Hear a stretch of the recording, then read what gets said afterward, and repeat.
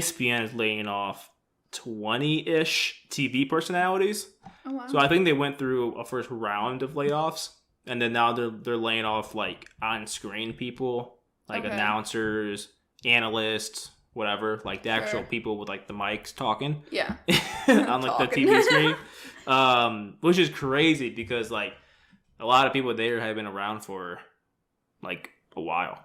Yeah. And they're not just being like let go.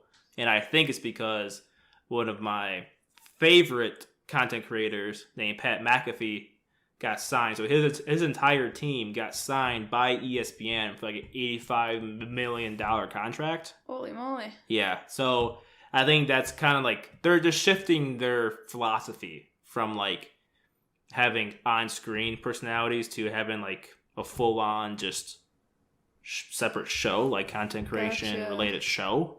Yeah. Because Pat McAfee's live Monday through Fridays for like 3 hours, I think, each like day. So it makes you wonder if the two are correlated at all. I mean, I think it is because even Pat McAfee said, I think starting in July, he'll be on ESPN, I think. He made a nice long post on Twitter. Okay. And then it was a group photo of the entire Pat McAfee team. Yeah. So I think, and like he mentioned that like, hey, our main goal is to make sure the layoffs at ESPN don't happen again. So by pretty much saying that he's going to make the company a bunch of money so then the company doesn't have to lay off so many people. Dozens of people, yeah. So like about how many people are like on his like show or like team?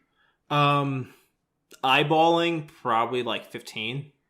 Okay, because I was gonna say like, do the numbers add up? Like, is it close? So yeah, I would say there's like it's about 15. There's on that like group photo he posted on his Twitter account, like it looked about 15. Yeah, and he said some people were like missing, so it could be like 20. Wow.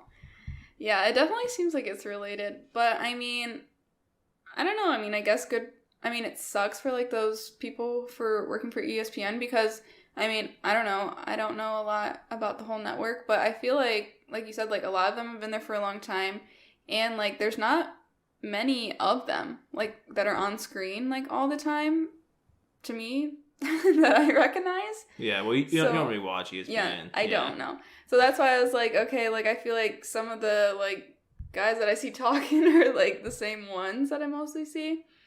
But, I mean, also, like, good for ESPN, kind of, like, changing to like current times, I guess. Yeah. I mean, there's like good and bad in it because like I don't know, there seems like they're kind of adapting to like what people like. Well, this goes to a different conversation, but I can see this being a trend around just those mega media companies. Yeah. Because when you see the rise of like the actual individual content creators, like what we're doing, yeah, right? There's a lot of people out there.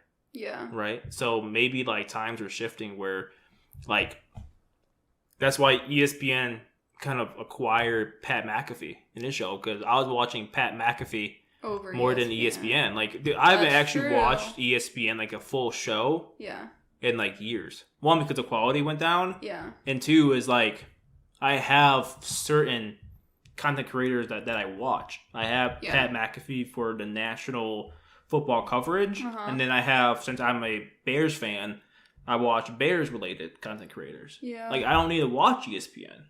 That's true. Okay, and I don't even like their show more than the content creators. Like I think they put on a better product. Yeah. Than actual ESPN. So like, what if they just basically acquire more content creators for their content, so they don't go out of business, kind of thing? Okay. You know what I mean? Like, I don't know, like... That is true, though. That makes sense, though. Like, if they're worried that, like, their viewership is going to go away because of these people, it makes sense. Yeah. I mean, it probably...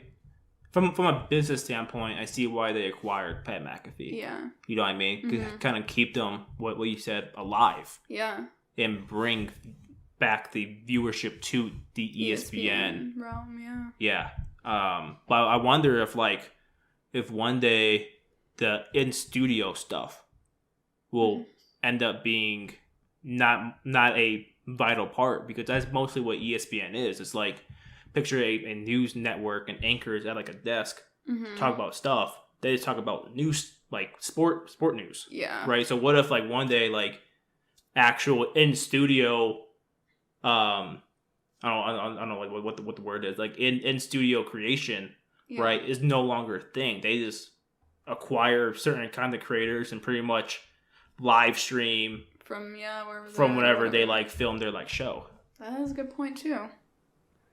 Who knows? I feel like stuff like that is evolving like all the time. Yeah, because that's what Pat McAfee and his team are doing. Like they have the FanDuel Thunderdome. Underdome. Yeah.